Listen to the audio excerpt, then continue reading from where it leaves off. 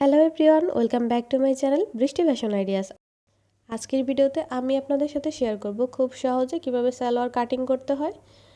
মনোযোগ সহকারে যদি সম্পূর্ণ ভিডিওটি দেখেন তাহলে লাস্ট পর্যন্ত দেখার পরে আপনাদের যে কোনো সাইজের জন্য প্যান্ট কাটিং করতে আর কোনো সমস্যা হবে না। সালোয়ার তৈরি করার জন্য এখানে আমি 2 গজ 4 গিরা পরিমাণে কাপড় নিয়ে নিয়েছি। সম্পূর্ণ কাপড়টিকে প্রথমে আমি মেলে নেব। এটা টিপ বোতাম দেওয়া প্যান্ট হবে। আপনি যদি চান এখানে টিপ বোতাম ছাড়াও এই প্যান্টটি তৈরি করতে পারবেন। কাটিংয়ের নিয়ম একই থাকবে, শুধু সেলাইতে চেঞ্জ হবে। টোটাল কাপড়টি আমাদের 4 পাটে আছে, ঠিক আছে? কারণ কাপড়টিকে মিডল বরাবর একবার ভাঁজ করা আছে এবং প্যান্টটির দুটি অংশ থাকে, একটি বেল্টের অংশ আর একটি নিচের পায়ের দিকের অংশ। তাহলে বেল্টের কাপড়টির জন্য আমরা 6.5 ইঞ্চি পরিমাণে ফিতা বাইরের দিকে রেখে এবার হিপের মাপটি নিয়ে নিচ্ছি। আমরা এখানে 14 ইঞ্চিতে হিপ রাখছি। যদি আপনি আরও বেশি মোটা মানুষের জন্য তৈরি করে থাকেন তাহলে এখানে 15 ইঞ্চিতে বরাবর দাগ কেটে নেবেন হিপের জন্য। এবার প্যান্টের টোটাল লম্বাটি রাখছি আমরা।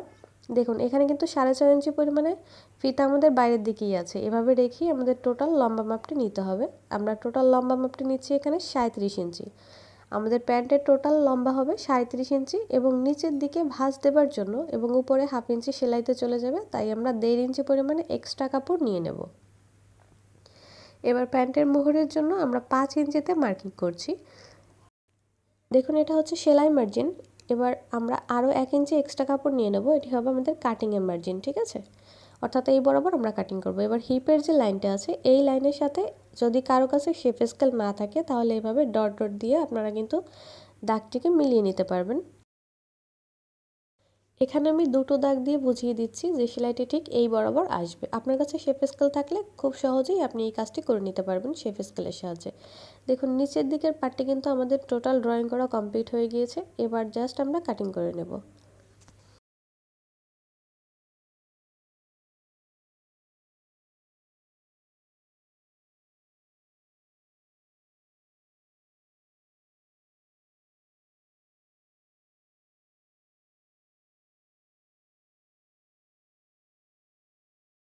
যেহেতু বেল্টের কাপড়ের সাথে নিচের কাপড়টিকে আমাদের কুচি দিয়ে অ্যাড করতে হবে, তাই এখানে কোনার অংশটাতে আমরা একটু কাট দিয়ে নিচ্ছি। এতে সুবিধা হবে আমরা যখন কুচিগুলো অ্যাড করব তখন কম কিংবা বেশি হবে না।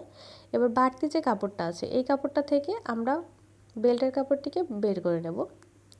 তাহলে দেখুন বেল্টের কাপড়টিকে কীভাবে করে বের করে নেবেন। এখানে কিন্তু টোটাল 4 পাটে কাপড়টি ছিল, তাহলে বেল্টের কাপড়টিকেও আমাদের 4 পাটেই কাটিং করতে হবে।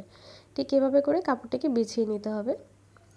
আমরা উপরের বেল্টের লম্বা রেখেছিলাম 6.5 ইঞ্চি এবং চওড়াটি আপনি আপনার কামিজের যে হিপের চওড়া মাপটি থাকে সেই চওড়া মাপ অনুযায়ী নিয়ে নেবেন। এখানে প্রথমে আমি কাপড়টিকে একটু সোজা করে কেটে নিচ্ছি, কারণ এখানে 4টি পার্টি আমাদের সমান করে তৈরি করতে হবে।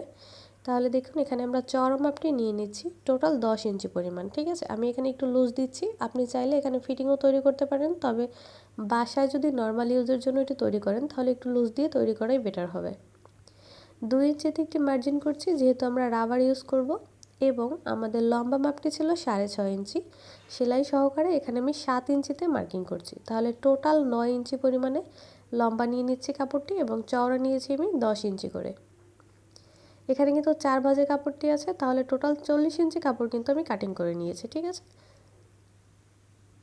দেখুন বেল্টের কাপড়টি আমাদের তৈরি করা কমপ্লিট হয়ে গিয়েছে। বেল্টের কাপড়টি ঠিক এভাবে বসবে এবং আমাদের পায়ের দিকে যে বাড়তি কাপড়টি আছে সেই কাপড়টিকে কুচি দিয়ে আমাদের বেল্টের কাপড়ের সাথে সেট করে নিতে হবে।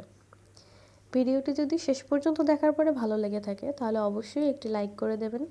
কমেন্ট করতে ভুলবেন না। আপনি যদি আমার চ্যানেলে নতুন হয়ে থাকেন তাহলে অবশ্যই চ্যানেলটিকে সাবস্ক্রাইব করে দেবেন।